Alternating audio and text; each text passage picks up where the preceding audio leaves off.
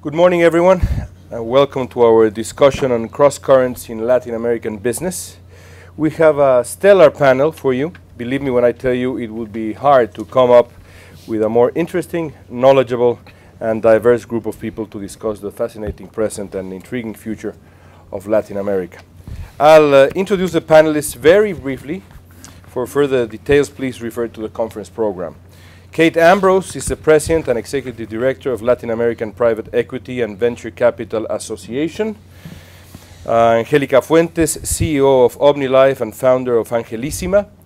Eduardo Lins Enrique, to my right as well, Head of Mobile USA. Luis Valdez, President and CEO of Principal International. And Ambassador Luis Carlos Villegas, Ambassador of Colombia to the United States. Welcome everyone and thank you for being here. So in the introduction to this panel, our hosts point out that, and I quote, investors should approach the region with cautious optimism. Do you agree? Should investors approach Latin America nowadays with cautious optimism? And of course, explain why. And the floor is yours. Ms. Ambrose, I don't know if you want to start. Okay, that was I wasn't necessarily expecting that a question, but I will go with it. You know, it's an interesting moment in Latin America. I just came from an earlier discussion this morning where everyone seated around the table was talking about Africa. We see these global capital flows moving from emerging market to emerging market. But whereas we've seen incredible interest and growth in Latin America between about 2007, 2010, 11, and maybe for some global investors, attention is turned to other parts of the world, I see that there is still a very strong commitment to the long-term development and opportunity in Latin American markets. And that is a result of the fact that the investors, at least that we see at LAVCA, are not looking at Latin America as a short-term opportunity or a market to get into opportunistically and move in and out of quickly, but rather taking stakes in companies and opportunities in healthcare, education, consumer goods and services, infrastructure, real estate, so many long-term investment opportunities that exist in the region that will only grow over time. Of course, there are specific challenges in any one of these markets. You know, people who read the headlines will be focused on countries like Argentina and Venezuela today. But in countries like Mexico, Peru, Colombia, Chile, Brazil, whatever the short-term political cycles or regulatory challenges, the long-term opportunity for growth in those markets is really extraordinary, and I think investors recognize that. You basically went down the list of the countries of the Pacific Alliance. I was reading yesterday one analysis by Moises Naim. He calls the Pacific Alliance the most important alliance we have never heard of. Why is it so promising, the Pacific Alliance? Many things are interesting. Why? Because the way that these countries are approaching Mexico, Colombia, Peru, and Chile, the problem is they're trying to open their economies. They're trying to be much more integrated with the rest of the world. They're taking a look to Asia, particularly to the Asian countries and China and India. Probably, fortunately, they're not looking to Europe, so they're looking to the other side. They're looking into the Pacific. Mm-hmm. And I think that why is really important, because Latin America is extremely heterogeneous in terms of their country-specific and their country strategies. And you could see that it's not very clear where Latin America is going to go after the end of these three cycles that we're facing in Latin America: the end of the super commodity cycle, the end of the super liquidity cycle, and probably we're going to be able to see in the next 2 years the end of the super populist cycle. It's not very clear what is going to be the outcome of Latin America, you know, the super populist cycle. Yeah, the super populist cycle, you know, particularly Venezuela and Argentina. So it's not very clear what is going to be the final outcome after these three cycles are going to be ended. So this alliance is a very interesting and strategic alliance in order to try to keep these countries together and stick to, you know, economic policies and strategies that are the ones and the right ones, and we are certainly very pleased about this alliance. Colombia is a big part of this story, Ambassador. Yes, of course.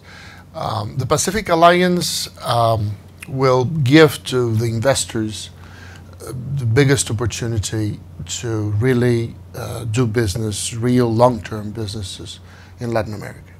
It's going to be a GDP of almost $3 trillion, 250 million people, with a growing middle class.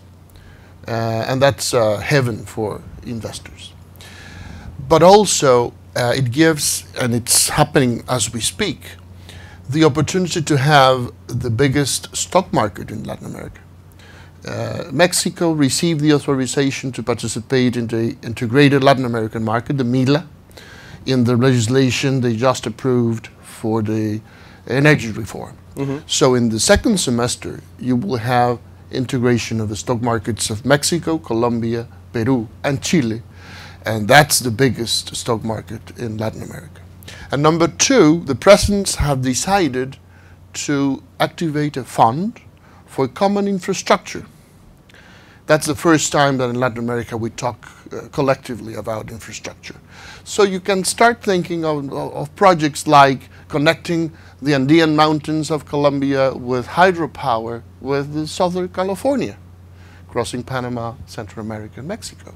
Or you can integrate the ports of the Pacific to make them, homologate them with the Chinese cargoes and Indian cargoes of the future. Or in energy, the pipelines that could bring new consumers in oil or in coal that come from the countries that produce it. Or to, inside the alliance, bring more energy to those that don't produce energy. So it's really a new world that has a very bright future in mind. So they've just described not cautious optimism, but optimism. Do you share this optimism? I definitely with a capital do. O? Yes, I definitely do. I would like to say, you know, what everybody has pretty much been saying, that middle class has been growing steadily in Latin America. In the last decade, it's grown by 50%. Now, having it at 30% across the region. I would like to talk about what happens when women get incorporated into the economy. First of all, there are a multiplier effect because women invest in their children's education, in their children's health.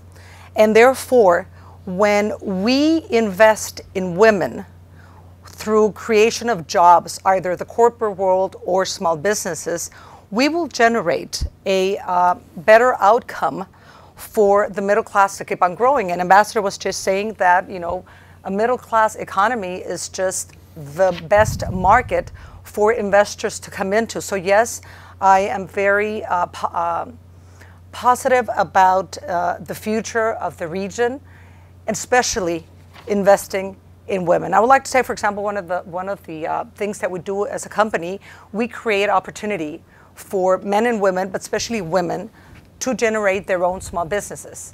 And then on top of that, we give them training to have a better outcome on their small businesses. And just to give you one quick story, there was this woman from Peru, you know, we are throughout the region, who moved from Peru to Ecuador with her partner. She got pregnant the first time, he stayed with her. The second time he left her. She did not know what to do, but then she found an opportunity and she got trained. Therefore, she understood that she could put a ceiling above her child.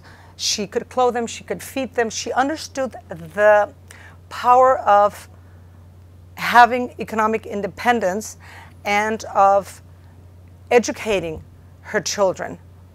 And in turn, she becomes one of those thousands of women who will be that purchaser, because she will have the income to be part of the acquisition for all those consumers that those companies need to put in place. So yes, I definitely believe that we have a lot to offer as a region for investment. So it's 10 minutes on a panel on Latin America, and the word Brazil has been used once. What's happened to Brazil? Brazil in general. They're going to win the World Cup, I know that, but when it comes to the Yeah, economies, I hope so. Colombia, okay. I hope so. Now it's getting interesting. Yeah. So yeah, these days we are talking a lot about the World Cup and the Olympics that is coming to Brazil, to Rio in 2 years. The country is expecting, and everybody's anxious about these big events. I think these big events, in general, improve the infrastructure of the country, in telecommunications, in roads, in transportation, in airports. I'm sure that our guests will see some things not finished. It's part of the Brazilian culture to delay things, and sometimes things will not be ready, 100% ready, like in Germany or like here in the US. But the World Cup, I'm super optimistic about the World Cup, and everything is happening in the country. About investments, and answer your first question. Please. I'm an optimistic in my area. If you could use the slide number 13. I'm in the tech business, so we are the largest mobile company in the region, and specifically in mobile and internet, there will be no crisis in the next 5 years. I totally agree with Kate. So if you're thinking of investing in Latin America in a long-term or medium or long-term investment, I think I'm 100% optimistic. Just some numbers to show you how big is this market. In Latin America, you have 700 million cell phones. It's more than 50% of China. So everybody talks about the Chinese market, Chinese mobile opportunity, Chinese internet market. We have a huge market in Latin America. Internet, 200 million users and growing. It's a nightmare for me to find these numbers, because these numbers are growing so fast that every month it changes. So probably this is not updated today. So it's a huge market, and it's a fast-growing market. This is extremely important. I totally agree with my colleagues here talking about the middle class. So most of the middle class have never accessed internet in Latin America. So can you imagine the potential of 30% of the whole Latin America population that never access internet, and will have their first contact with the internet for the first time using a tablet or a smartphone and not a desktop? So I'm sure this will be one of the largest technology revolution in the world. And specifically going in some details about mobile, low-cost smartphones, following the same trend in China and Africa. Low-cost smartphones, I'm talking about $80 smartphones. I'm not talking about the high-end Android phones or high-end tablets or high-end, very expensive iPhones. I'm not talking about this market. This will grow as well, but I'm talking about the big opportunity, this $80 smartphone, where Android and Google is doing very well in this market, and new players like Mozilla with the Firefox smartphone. I see a huge opportunity on this market. People, middle class, buying these devices to have their first internet access. Mm-hmm. This is a huge opportunity. And I'm optimistic also in the entrepreneurship market. So I believe we have very creative and talented entrepreneurs that need help. They need mentors, they need education to compete globally. So I'm extremely optimistic in this scenario. That's a perfect segue. And Ms. Ambrose, I want to ask you about this.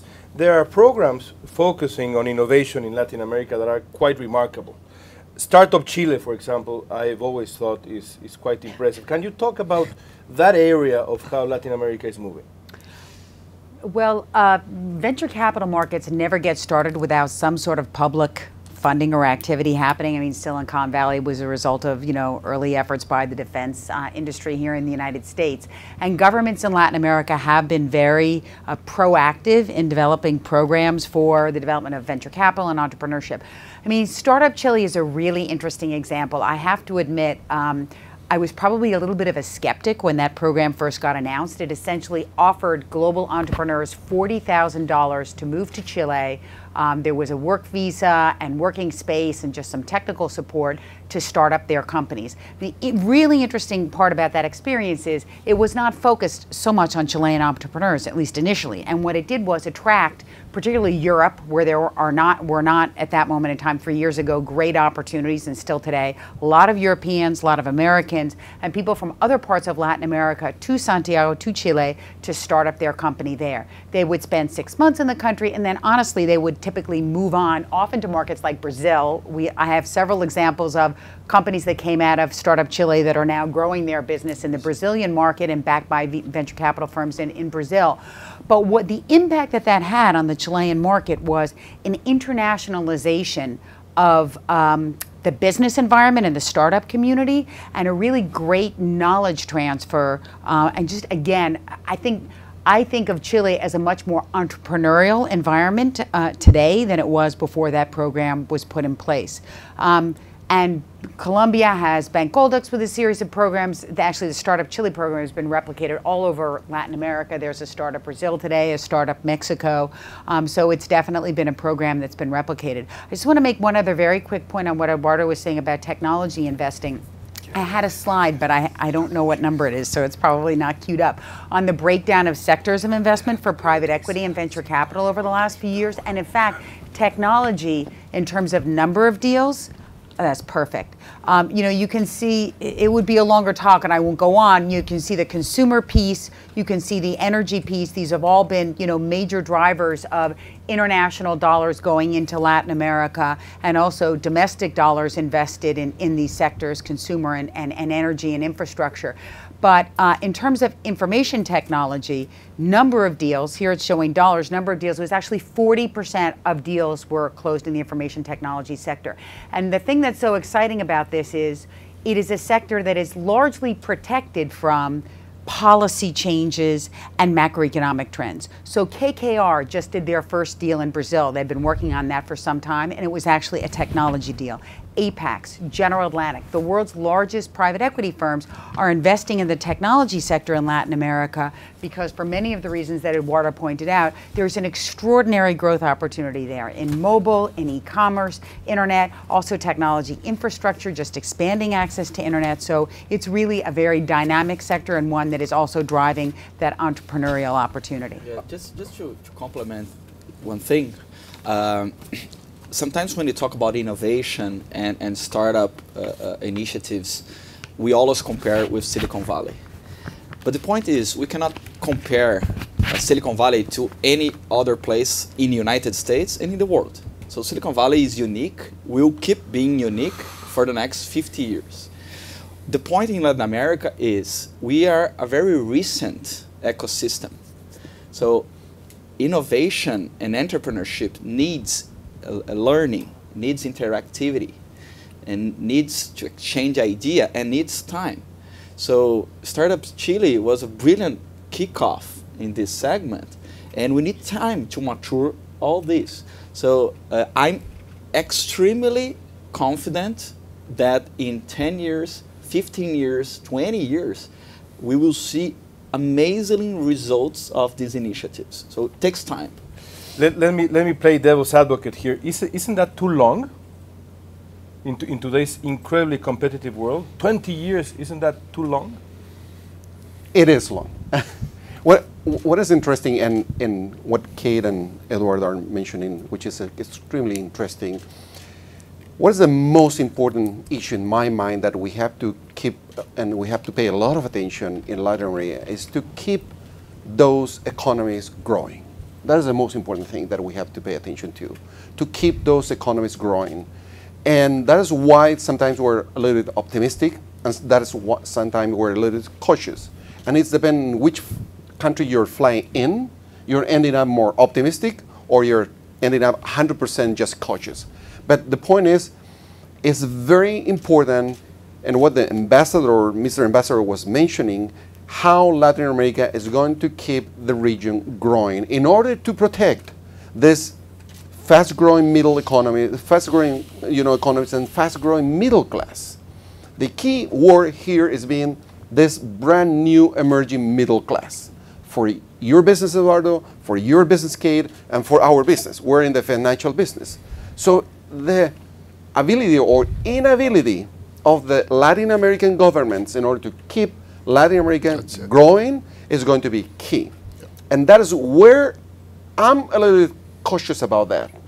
I can see, and I'm being able to see, the little bit inability in order to really understand from the governance standpoint of view, to really understand this opportunity about the demographics and this revolution in Latin America.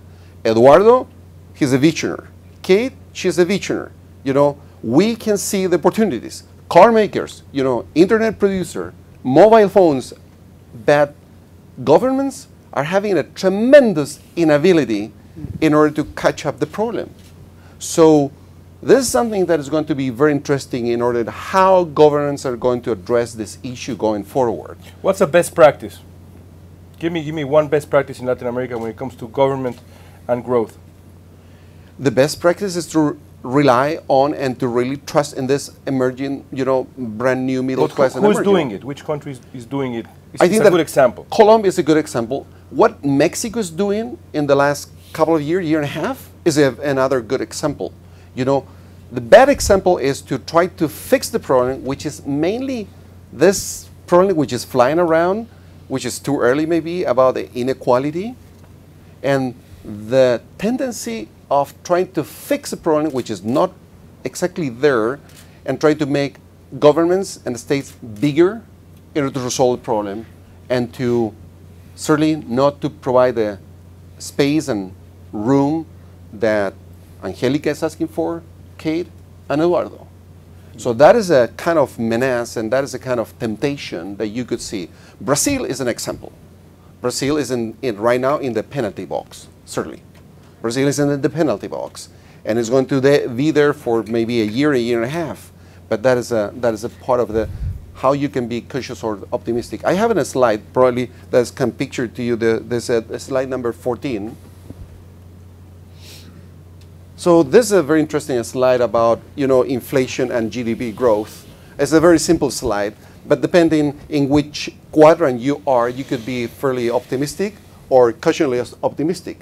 As you could see in the right quadrant, which is a low inflation, high GDP growth, higher than 3%, and inflation as low as at 3%, you could see there, you know, you could see Colombia, you could see certainly Peru. We have Peru. We have Colombia, and Chile with a little, I mean, growing, but you know, with an inflation which is a little bit more than 3%. But certainly, you could see Brazil in the penalty box, and certainly we have Argentina there. But which is interesting about Argentina, you know, its growth is close to zero, but certainly the IMF is not publishing numbers for their inflation, so it's totally unreliable. But the point is, it's depending on how the quadrant that you are.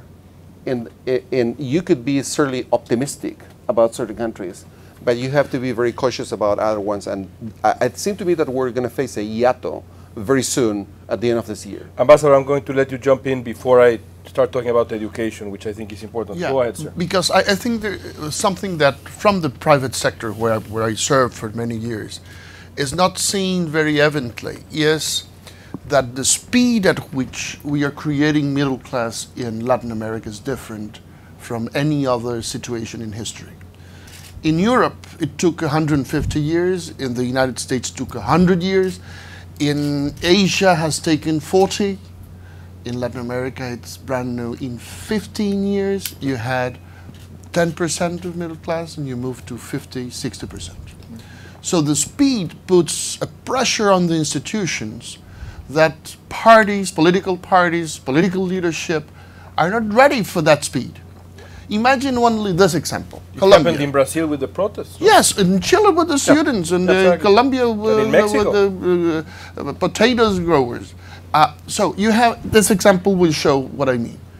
Colombia had 11 million users of the health service 10 years ago. Now we have 47 million users. Imagine the door of a clinic, of a hospital, or a doctor's office with the clients that have multiplied by 3 or 4 times. There is no way from the public sector to respond at that speed. So what you have to change is the way you put hope in people that is receiving the services, the new services. Because the first interest of a family that moves from poverty to the middle classes is not to go back to poverty. That's where they put pressure. We have the Maslow, So you have Maslow You pyramid. have to have want good more. government. This is the first time I pay taxes, so you have to be transparent. You have to give my kids better education than what I'm receiving, and so on. The list goes on. So it's a big, big challenge for democracy in Latin America in the future. You wanted to say? Yeah, this is the Maslow pyramid, Yeah. where if you give something to people, they in a Aspiration. few Yeah. days later they will aspire more want more more. and more. Yeah, of course.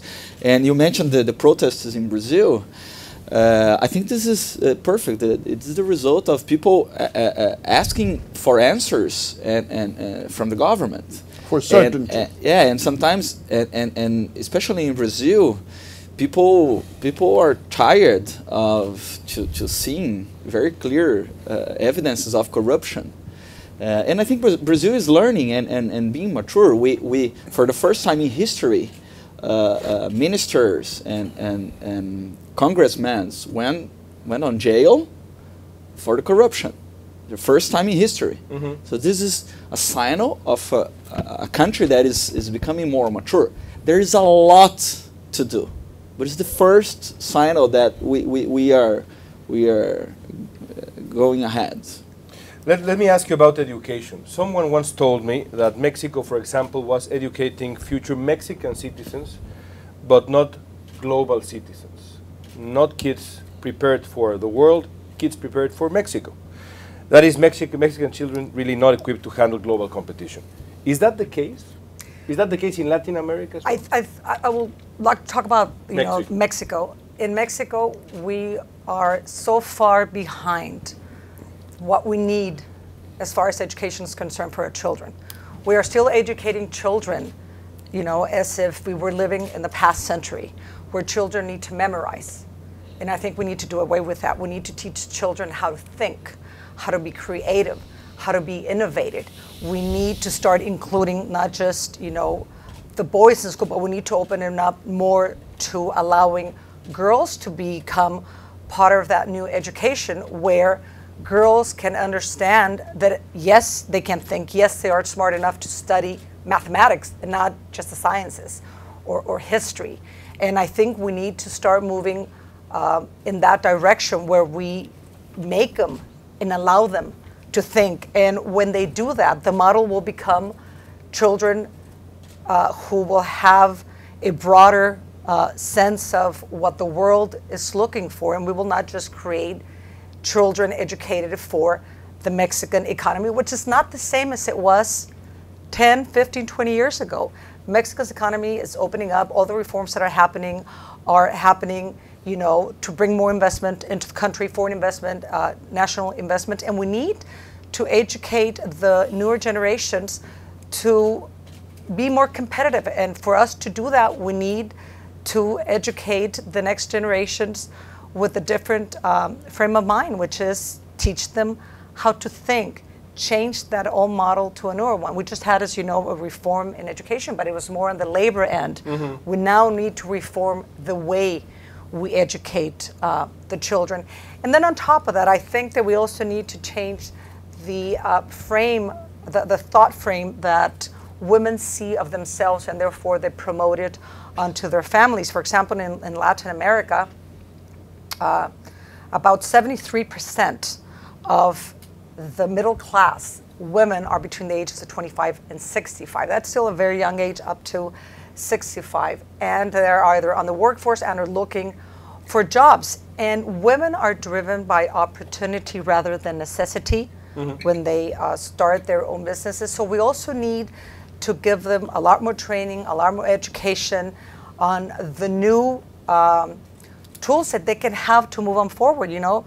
Tapping on to what Eduardo was saying, technology is one of the basic needs that we have in schools for children, but for the women. And women, to me, really are what will drive the middle class to be a lot more thriving. If we are over half of the region, I think we need to cater to investing in women. And by broadening the income base when we allow more women into the economy, we can also face a lot of those hurdles that the economies are facing on giving them all the services that they are requiring when they become part of the economic stream. You mentioned who's going to drive the middle class and growth, and I go back to young people. So the last few years have seen at least 4 very relevant social movements started by young people. Chile, we just mentioned, education reform. Mexico and the 132 movement during the elections. Brazil and Venezuela now. So, Ms. Ambrose, talk to me about young people in Latin America. As a social group, but also as an investment opportunity. What's your take? Well, I think one of the things that we see as the major driver of the opportunity in the mid to long term in Latin America is this generational shift of young people that are, in many cases, from the private sector perspective, that the wealthiest families coming to the United States or traveling internationally to get their advanced degrees, go back and take a much more institutionalized and professional view of running the family business, of working with investors, a much more entrepreneurial approach. So I guess in that case, maybe we're talking about the business elites, but more broadly, you see just an openness to, again, business being done in another way, of course, consuming technology. And that is a driver. As we all know, the young consumers are the consumers that investors are looking for. So that generational shift is driving a whole host of opportunities in consumer sectors and their access to credit, first credit cards, leasing of cars. You know, there's enormous investment potential there. So it's kind of happening at 2 levels. One is in terms of culturally what's happening, a mind shift towards more entrepreneurial approach to business, professionalization of business, not running the family company the same way it was been run for generations and generations with dirty corporate governance, but rather thinking, you know, more professionally about how businesses can be run. And then as a class of consumers, both of technology and a whole range of, you know, consumer products and services. So in the United States, the story is the millennial generation, no? The millennials drive the narrative when it comes to business, when it comes to media, when it comes to everything. Is the millennial generation also a big story, like we're talking about in Latin America? Someone wants to talk about young people? Well, one thing that I could say about that is that education is the key for that. And I think most of the countries in Latin America, in any case Colombia, has changed one key tool. We stopped measuring ourselves compared to our brothers in Haiti, and we started measuring our policies with our uncles in Spain, our friends in France, and our partners in the UK. It's a very hard decision for governments to benchmark with the best in the world. That's one of the consequences of the membership of Colombia in the OECD. Chile has had that for some years now. But for us has been internally very hard, because young people that see that you're in the last spot of the list of 34 countries in quality of education, they react to that. We are the last. Yes, but the list before that was 180 countries and you were in the spot number 62. So when you compare policies with the best practices, is the young who get the benefits. And the second comment is technology. We're in the middle in Colombia of a big project to connect with broadband every single municipality. It has already been done. And 7,000 spots for satellite internet in the middle of nowhere, of the Amazons, of the Orinoquia, of the plains in the east of the jungle in Chocó, to allow young people from the rural areas to go directly to programs of education through internet. We think that's going to be the game changer for the rural life in Colombia. Let me bring since we're running out of time, 2 important variables in the Latin American discussion: political stability and security. Whoever wants to jump in, what role will political stability play in the future of Latin America? I'm thinking, of course, of the countries we've talked about, but also Venezuela, what's going to happen with Venezuela, Cuba. So, political stability, who wants to jump in? You know, I think that, again, this is going to be a very important issue. And and political stability and social unrest can derail sometimes, certain economies, because they can confuse governments, and they can be confused and try to go into the wrong path. This is very important to keep in mind, something that is, again, to protect this, young, growing, middle class, fast-growing middle class, and to protect them and to protect this capital, the human capital that is being built in Latin America, is very important. Most of the analysis is about to try to explain this as social stability or social unrest, depending in which quadrant are you in. They're trying to explain that even though Latin America is growing very fast, it's been a growth story in the last 10 years, many people, they're trying to point about the income inequality. And I have a slide in order to picture that a little bit, the slide number 15. I mean, in that slide number 15, you could see the evolution of the income per capita as a percentage of the total population. You could see that still, and this is very important, you have a very important layer, which is the very fragile layer, which is very close to the line of poverty. They qualified as middle class today, but we have to pay a lot of attention because a very important number, millions of Latin American people, they can slip back to below the line of poverty. It's about 1 billion across the board, mainly in India and China, if those economies are slowing down. But it's about 20 or 15 or 25 million of Latin American people that they can slip back to below the line of poverty. So with that, Leon, what I'm trying to say is we have to pay much more attention about a brand new concept that we developed instead of income inequality is citizen inequality. Citizen inequality. And what it means by citizen equality is about the concept why these people are protesting on the street. They're protesting because they don't have the same access to services like health, education, infrastructure, transport, and public, safety. By different income segments, the access to those services is totally different. And that's where I think, Leon, the main challenge of the current governments in order to catch up, in order to produce the right kind of solutions, in order to tap the citizen inequality and to preserve the social stability in order to keep those countries growing. But it surprises me because when you look at the Latin American history, you immediately veer towards social justice, and you left out political stability, which in Latin American history has been an enormous factor, like crisis after crisis after crisis when it comes to political stability. So now we can think of the region as a politically stable region, as a democratic region. Can we at least rest assured that kind of instability won't happen? Well, go ahead. I don't think we can talk as a region, as politically stable, because we have countries like Venezuela, you just mentioned. Argentina is, but not many more. It's Argentina, Ecuador a little, they're moving, towards that. But the rest of the region, I would say, has a better stability, politically talking, and I would agree with Luis, the region that's, on the Pacific side, Mexico, Chile, Peru, Colombia, are the ones who have more of that political stability integrated in itself. They're looking into the Asian markets. In Mexico, for example, just 20 years ago, you could not plan on the long run to invest in the country. 20, 25 years ago. You would only plan, the first year of a 6-year term, the first year you would wait to see what was happening, and then you would plan for the next 4 years, and then the 6th year you would kind of wait to see what was going to happen for the next 6 years. On the next outcome for the presidential election.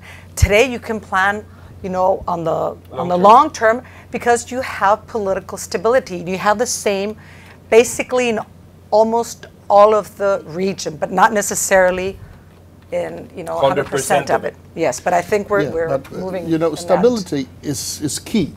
Absolutely, but it's not enough. It's not sufficient. I think the other key word for the discussion is results. Let's assume in in the first quarter of this century, in 25, there is a comparison of who got what. And there is going to be the discussion of what has been wrong and what has not been wrong in politics. But results are going to push a change in those countries that don't reach results. So in those countries that are reaching results for people, tangible results in health, in education, in infrastructure, in security, will be the point of reference for the rest. We are a region to compare between each other. We are different worlds for other things, but to compare, it was where everything started. So results are going to be present in the table of Latin American discussion.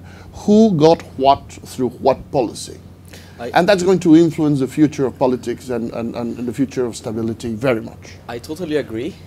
My point in answering your question is the protests are totally different than Southeast Asian. The Arabic Spring is totally different. I think now in most of the Latin American countries, the people will use the elections to change or can use the elections to change the government. For example, in Brazil, when the protests started in Brazil, people was asking me, hey, will the military will take over the government? And I answered, I'm sure no. The Brazilians will have more important than World Cup and Olympics. This year we have election in Brazil. And the Brazilian people will have the chance to change things in the election, not using the military. So I'm sure in Brazil, military will not take over. People can change things voting. So I think the point here is that in order to achieve political stability, there needs to be a sense of accountability on part of the government, that the government is assuming that responsibility, that they really feel that they can lose that election, that an election is not going to be rigged, that there's not going to be a military intervention, and that's what we see changing. And I deeply agree with this point also about comparison among countries. This whole issue around the Pacific Alliance, and now Mexico is joined in with Peru, Colombia, and Chile, and Brazil is somewhat out of favor. There's a lot of comparison. I mean, Brazil absolutely looks over its shoulder, and we've seen as a regional organization the moment in which Mexico was out of favor and they were frustrated by the protagonism Brazil that was having. So I think, you know, there is a sense across the region that Latin America is moving in a direction of you know, positive policies. Of course, enormous challenges. There are enormous challenges, but that the direction that the train is headed, I don't think anybody expects to see that turned around. And I would predict that it's going to be a long horizon, but Venezuela and Argentina will ultimately, you know, I'm actually doubting on Argentina a little bit in the long term, but you know, ultimately will fall into the fold, you know, as well, because no one is expecting these countries to return to, you know, populist policies. So you're optimistic on Venezuela? It's a very long horizon. I'm not saying today, tomorrow, a year from now, or 5 years from now. But if you look around what surrounds Venezuela, Colombia, you know, the other markets in the region, and actually, you know, Panama, et cetera, Venezuela is isolated where it stands today, and the opportunity for, you know, integration with that market and foreign investment flows going into Venezuela. It's too big to fail, Venezuela? I hope so. Too rich. But the point is, with all problems that Venezuela has, they had the election, and I'm not entering the political problems of the if there were any fraud in the election. They had an election. So answer your question, we are much more mature. I totally agree with Angelica. Looking at 30 years ago, the region is more mature in democracy. This is my feeling. I have to ask you about security, especially coming from Mexico. Tell me about that. Does security play a role when it comes to investment? A layperson would say, yes, of course, companies should be very afraid. But when you ask investors, they say, no, of course it's an issue, but it's not a defining issue for me when it comes to investing in Mexico. Well, I tend to agree with those investors. It is an issue, but it's an issue that is being tackled by, for example, the Mexican government today. I think more than that kind of security problem, we have a legal security problem that we need to address a lot more, and where we need to address, you know, the security of the owning of the property that, for example, we have in the country. I think that kind of security issues are a lot more pressing than the actual problems with the physical security because of the drug war. The drug war that we have in the country. So I think that's a greater pressure that we need to address as a country. For Colombia, a success story when it comes to security, no? Let me say about that, Colombians, we feel very comfortable being a source of good news because we have never lived that before. So it's a discovery. Security came back to Colombia, let's say 10 years ago. And if you compare in the graphic, GDP growth, investment as part of the GDP, foreign investment growth, they all go up vertically after you reach a certain level of security. Number two, we were out of the belt of natural resources for 35 years because we couldn't explore.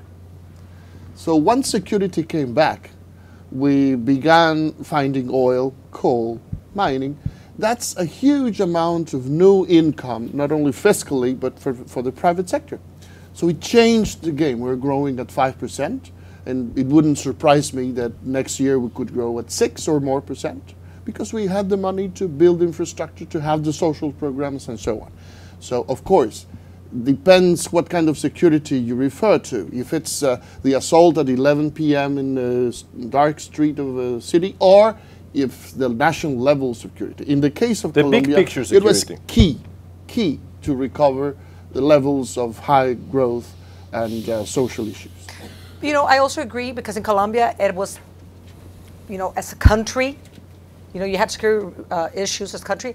In Mexico, Leon, we don't have it as a country. I think there are certain areas where, you know, the insecurity is very present. It's focalized. It's focalized. It's not, you know, on a country basis. I think that the media has, you know, made it for people to perceive it as a country as a whole, but it's not. It's more focalized. That's why I think it's not as big of a problem as it would seem. Just a factor, a comment about security, and I have to congratulate Colombia because they were extremely successful in order to deal with a problem that was a tragedy for Colombia. But watch out Latin America. Colombia was very successful in order to do that.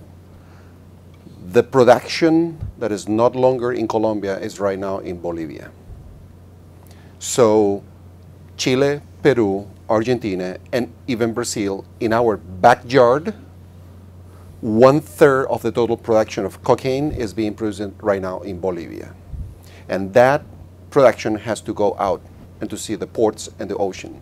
So that is a very important issue that countries that have to take a lot of, you know, care about how it's going on right now about talking about national security. In fact, you have heard and you're being able to read, you know, the situation in Argentina, because Argentina, you know, is a country that is kind of being open arm in order to receive, you know, people even from Colombia. And Buenos Aires is having a very important issue about, you know, public safety, mainly because the transference of this kind of cartels, and they have people, and right now. So it's an issue you have to pay attention to. I mean, great for Colombia, very happy, but be aware that the problem is still in the region. So we have like 8 minutes left. I don't know if you have questions for the panel. Please. It's a question about the way foreign investors should look at South America. So I'm Venezuelan, I never lived there. My business partners are Colombian, they never lived in Colombia. Do you feel, especially it's related more to technology, do you feel that any ideas and product that are created in the US should be tested first with the Hispanic market in the US, see if there's traction there, and then going to South America? Or do you feel that, you know, we should jump into the in South America, and I know there's different countries, but or do you feel we should get into South America right away and prove the concept there? I believe that the idea to test in the Latino market here would not make many difference to you. You have to go in the market that you want to explore, because the reality is totally different. And usually the venture capitals and investors, they like to replicate models that succeed in other countries, other mature countries. An example is Groupon. Groupon, when entrepreneurs saw the model of Groupon, tried to replicate in Brazil, it was a huge success. We had Peixe Urbano, one of the best cases of a startup that in 2 years became very big. So investors like to replicate this model, but to do it, you have to understand the local differences, the local market. It's not only about bringing a model from US or from Europe to Latin America. You have to adapt. The right word is you have to localize this business. Localize is not only translate the website or translate the app and you launch. No, you have to change the flows, you have to change the process, you have to adapt the product to the local markets. So, and you have to be there, because you will find much better and bigger opportunities than if you stay here testing with the Latino market. I see a huge potential for innovation to solve local problems in Latin America for Latin Americans. And sometimes the Latin American entrepreneur, he feels that he cannot do it. Especially in Brazil, we think that, oh, the Americans do it. Mark Zuckerberg is the example. We are missing some examples of Latin American entrepreneurs or investors that believe in the local ideas to build something big in Latin America, and from Latin America, growing global. But that's changing very quickly. Yeah. I think we're seeing those examples on a regular basis, including $350 million there by Romero Rodriguez of Buscapé. So I think I would fully agree. You need to be local, be in that local market, have local partners, localize the opportunity. And then the other big issue is, are you thinking Brazil or the rest of the region? Because there does tend to still be a little bit of a barrier, obviously for language regions, Spanish versus Portuguese. Right. There aren't a lot of success stories of fully pan-regional businesses. There are a few, but we see outside of Brazil, ex-Brazil, a lot of investors and technology entrepreneurs building pan-regional platforms. A great recent successful example is Open English. It's actually a company based out of Miami, but that is doing English language teaching via internet pan-regionally, and their last round of investment was, I think, around $67 million. They've been growing like wildfire very successfully. And I would like to just add on that I think the needs and the wants of the people globally are the same. They just like it with a different flavor, a different smell, a different taste, a different way of doing it. We are all across the region, and what we do is we tropicalize our products to the different markets, and we definitely have presence physically, and we hire the local people because the culture is different, even though we have the same language with except of Brazil. Important. Yeah. We have another question right here. Yeah, actually I have two very distinct questions. One, could someone, well, it's probably Mr. Enrique, could you talk about the upcoming elections? What do you predict? And if there is a change of government, what kind of policy reforms can we expect? Number two, I guess more broadly, can someone really address what do you think the impact of this broader combined Latin American equity market? Who will take advantage of it? What will it mean to equity investors in terms of increased information on Latin issuers, as well as more perhaps institutional flows into the Latin American equity markets? And what will domestic investors in your various markets do? Do you see increased local Latin investments back into Latin equities, or do you see actually, in most cases, the need for capital to go into, let's say, hard currencies? And we understand that Brazil has really massive institutional capital, but a relatively small amount is really allowed to invest in non-Brazilian assets, and a real big issue kind of we're watching is capital outflows from Brazil and who will be the recipient. I'll answer the first question. Yes. I have no idea what will happen in the election. I have no idea. Everything is possible. What I know and what I see is the government is trying to control inflation.